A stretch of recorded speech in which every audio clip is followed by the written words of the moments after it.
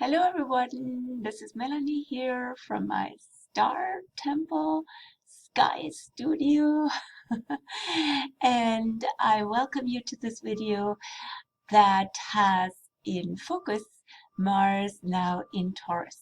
Mars entered Taurus on July 4th, close to midnight Pacific Daylight Savings Time, and Mars will be in Taurus until the 20th of August. And why is this a big deal? Because Mars will activate one of the two major transits of the year, which is the alignment of Mars, Uranus, and the North Node. All three come together on August 1st. And this looks like this here in the chart. Let's show it right away. So here is the Mars-Uranus North Node alignment at 1842 Taurus. So if you have anything in that range, mid to later Taurus, which is also double Taurus, you're definitely in for surprises, for shifts, for paradigm shifts, for hopefully also upgrades and more light in and freedom in your life, which is the intention of Uranus. Uranus is a liberating energy activated by Mars, and the North Node says, yes, go for it. Go where the senses, Taurus, are happy, where you are in your element, where your body, your whole field of enjoyment, of bliss, actually, with Uranus, and of freedom, of ecstasy is. Don't go down the rabbit holes of Scorpio, where the South Node is currently opposite that, right? So you have to, okay, I have to do the mirror thing. Here is the South Node in Scorpio. Nothing around that South Node, except the Moon will be in Scorpio here on starting Thursday, tomorrow evening, and going on until midnight Saturday, Sunday. So you might feel that scorpionic pull into the underground, the underworld, into deeper, darker zones, emotionally especially, which is totally legit and has its place. Definitely needs to be there for processing, for balancing, and for allowing ourselves to go through things, but hopefully not getting stuck in the dark mode, which happens so much and very understandably for lots of us these days. So the South Node has been in Scorpio, the North Node in Taurus since December 23rd last year, 2021, and that goes on until July 13th, 2023. So we're right in the middle of it, or not even quite. And the eclipses always bring out the nodes. There's two pairs of eclipses happening every year. And we had eclipses end of April, mid-May, with the partial solar eclipse and the total lunar eclipse, both activating Taurus and or Scorpio. And the next pair of eclipses will be end of October, early November, with also a partial solar eclipse in Scorpio, and that will be on October 20, let me just check here quickly, 25th. And then we'll have a total lunar eclipse in Taurus, will be the moon, and the sun in Scorpio on November the 8th. So that will also, again, bring out this whole dynamic of Scorpio-Taurus, which is so prevalent this year. And it is the theme also of pleasure and pain, of noticing when we are in our pain body. Pain body is literally a Scorpio-Taurus combination. So when we notice we are, as Eckhart Tolle coined this term or adopted it, I don't know where it originally came from, but in a place where actually something really emotionally painful, trapping, and dense is taking over, and we seem to be stuck in that mode. So what can help us be free and break free and be really liberated despite that and through that and beyond that? So there's, of course, a spiritual practice is here very needed and comes handy.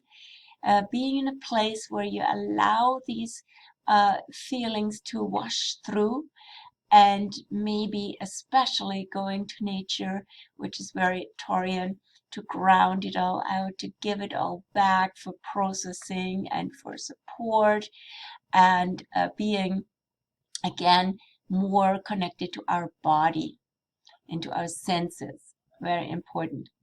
Now Mars is now in Taurus, activating anything and everything Taurian, which is a good thing these days, in balance to Scorpio and in balance also to Pluto in Capricorn. Pluto, the ruler of Scorpio, is in Capricorn, and it is actually in will be in favorable alignment, will be in quite a place of resolution and completion, hopefully, even though of course the work is never complete, but a big chunk of heaviness with Capricorn being the heaviest, the densest, the hardest sign in the zodiac, the most challenging, also the most rewarding. And so when that alignment of Mars and Pluto is happening in August, just before Mars goes into Gemini, just checking it, I believe it's the 14th of August. Yeah, that's right. And so mid-August can be a time of feeling a lot of work, a lot of inner work, a lot of regrounding, a lot of coming back into our body, coming back, embracing life.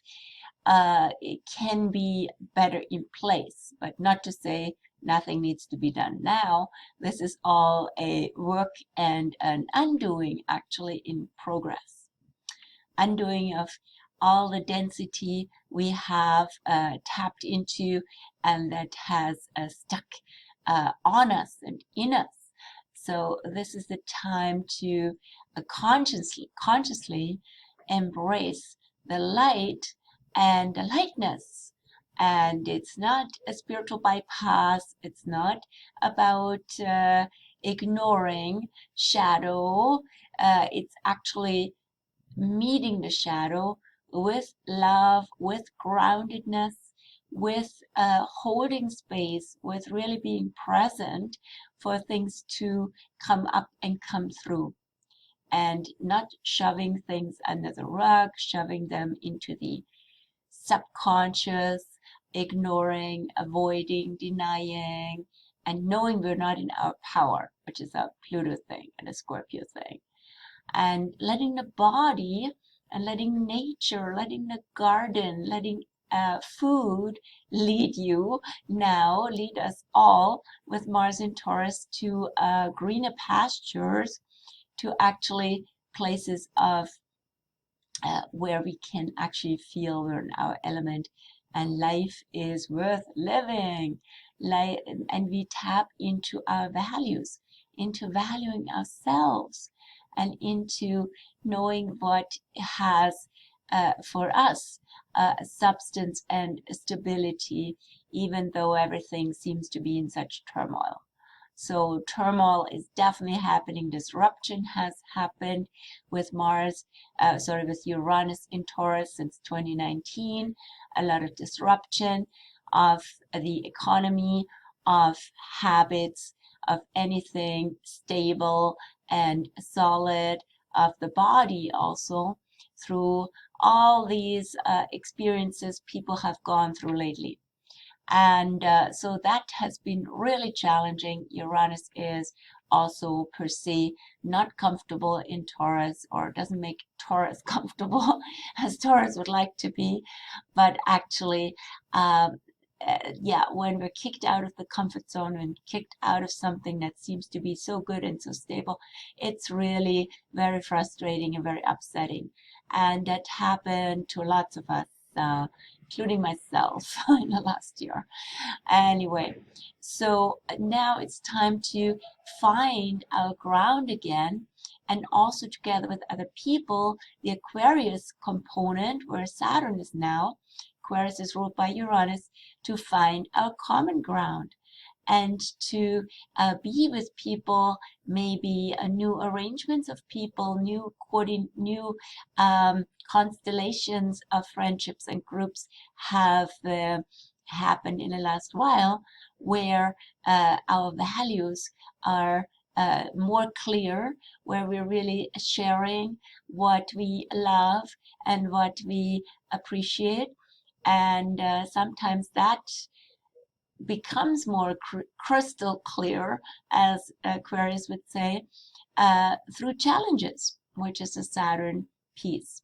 Sometimes it takes challenges to figure out who your true friends are, and also whom you can be friends with, or where it would be maybe just not a good match, or too much work, or other obstacles that are not just tests, but actually showing where things don't work. And all of that is Saturn. Anyway, so I've been talking about other planets as well, Uranus and Saturn, but what's with Mars? So Mars is going now through Taurus, and it gives us motivation, incentive, and drive, energy, to be in nature, to be in our true nature, to do what we find valuable, and to maybe also protect and defend values and nature. Let me just take a sip of water for flow. So yeah, Mars, the warrior, Mars the warrior, and Mars, so Taurus also rules the throat chakra, by the way. Maybe that was something that wanted to be said. So yeah, finding a voice is very relevant for Mars, especially in Taurus, especially when it comes towards Gemini, which will be August the 20th. And then Mars will be for a very long time in Gemini until March next year, because it will go retrograde there. So that, not anticipating that, but we're looking into Taurus, so we're finding places and experiences that ground us, that give us joy, and also, as I said, we can be the defenders and protectors for everything valuable and for Mother Nature. Mars in Taurus can also have a strong resistance energy. So we want to watch that piece, that the energy and the assertive energy doesn't just go into resisting, because that can be a holding pattern that can be energetically sort of also trapped and dense and fixed and stuck and stubborn. So noticing all these things, that's the whole point with astrology, not to be subject to these energies and so-called weather patterns, but actually to be aware and to flow with them, to work with them, to be in joyful alignment, and to be in conscious alignment, and to bring out their best, rather than have them randomly affect you. I leave it with this, and I wish you well for Mars in Taurus times this summer. Wonderful time to smell the roses, to take on summer, take in the summer, not take anything on, as Capricorn would say. Take in the summer with all your senses, and I'll see you again at the next video. Bye bye.